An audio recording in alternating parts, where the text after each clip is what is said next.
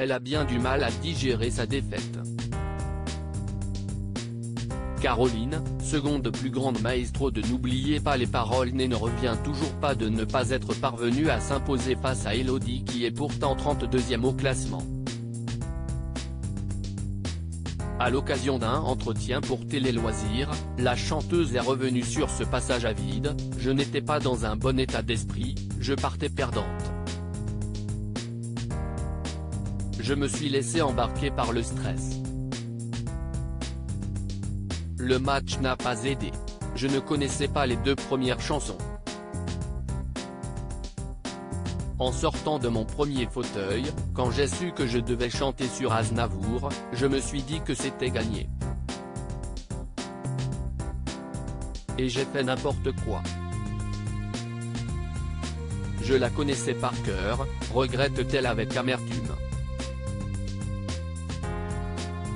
Son trou de mémoire serait-il la conséquence d'un manque de travail dû à un emploi du temps ultra chargé?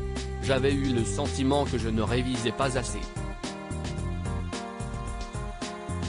J'ai beaucoup de travail tout au long de l'année, et j'ai du mal à être assidu. J'ai beaucoup révisé cet été, en me disant que c'était peut-être un peu tard. Elodie est l'une des plus fortes. Elle a des connaissances très larges. Je me suis dit que je n'étais pas à la hauteur. J'espère que j'arriverai dans un meilleur état d'esprit l'année prochaine.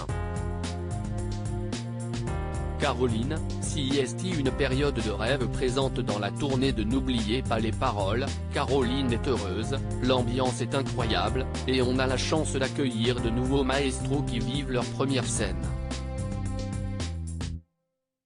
On est là pour les mettre en confiance. Avec Margot et Hervé, on sait la chance qu'on a d'être sur toutes les dates. Je n'ai pas hâte que ça se termine.